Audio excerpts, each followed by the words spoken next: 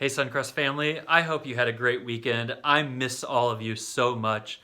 And you may have heard that at the end of last week, Governor Holcomb gave some guidance to the state of Indiana about an incremental process for reopening things. So I wanted to give you a little update on our thinking about that and also express some gratitude not only to the governor, but to our local leaders who are in a position to discern so much information and try to guide us through those steps. I have a lot of gratitude for them, and I hope you'll join me in praying for them. Listen, the big picture for us is that Suncrest is actually in no rush to regather for our large weekend services together. And there's three principles that are really guiding us in that.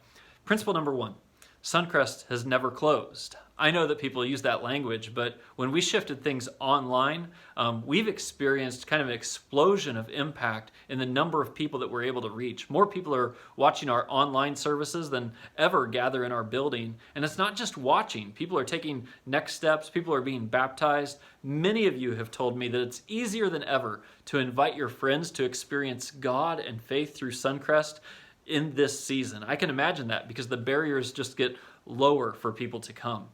I was actually walking through my neighborhood this past weekend, and I came across 4 families in my neighborhood who don't go to Suncrest, but who have started to experience it online. And not only have we moved things online, but you know of our efforts to serve the region. And while we pour our energy and resources and leadership and time and volunteers into that, we think to be able to keep doing that rather than pivoting back to large in-person gatherings is the right step. Principle number 2. Suncrest is an outward-oriented church. Always have been, always will be. What's that mean? It means that we care more about the people who aren't part of our church than we do about ourselves. That there's not a spirit of pride or arrogance that says, oh, we have our rights, we get to do what we want. But instead, we put first the needs of the community around us. And Suncrest isn't going to do anything to jeopardize the health and well-being of the people who live around us. We also don't want to do anything to jeopardize the good name that God has given us in our region. And so we think the right step is to simply be patient for a little while before returning to large in-person gatherings. The third principle that's guiding us is that we want to be able to return to large in-person gatherings at a time when we can do them with the excellence and creativity and impact that we know those gatherings can have.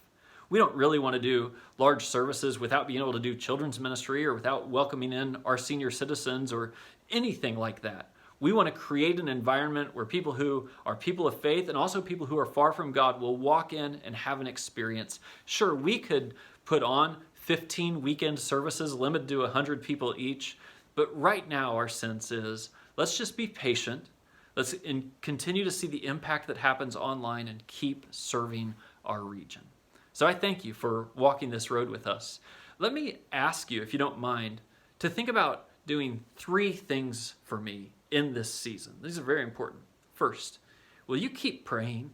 I know many of you have been praying for me and for our church, and we've seen the impact in the breadth and the reach of our church. Will you pray for the impact to have some depth to it?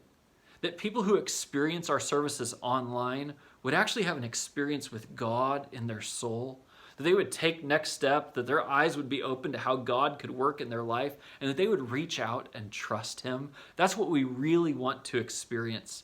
And that the breadth of our impact in the region will also have a depth to it where people see their own lives transformed by the way that we're serving them. Second, I want you to stay relationally connected with your serving team or your group. Listen, we know that Suncrest is actually a church that's not an event, but is about being relationally connected. We don't go to church, we are the church. And right now, those relationships that you have with your serving team and your group are more important than ever. They are the backbone of our church, so make sure you stay connected. And then third, keep serving our region. You know that I'm sending out 2 emails a week if you get my note from Greg. If not, you can sign up in the app. On Friday, I give you all the info you need for the weekend. But every Tuesday, the email is full of ways that you can step in and meet the needs of our region.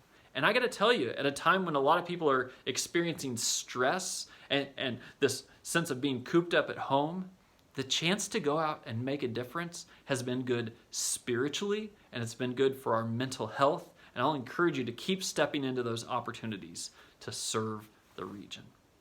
Listen, Suncrest, I'm very thankful for you. And I can't wait until we can safely gather in very large groups again. But until then, I just want you to know that I love you. I miss you. And it would do me a little bit of good if you wouldn't mind just to drop a note in the comments after you've watched this, just to let us know that you're with us, you're for us, you are Suncrest, and you're here to serve our region until we can gather again.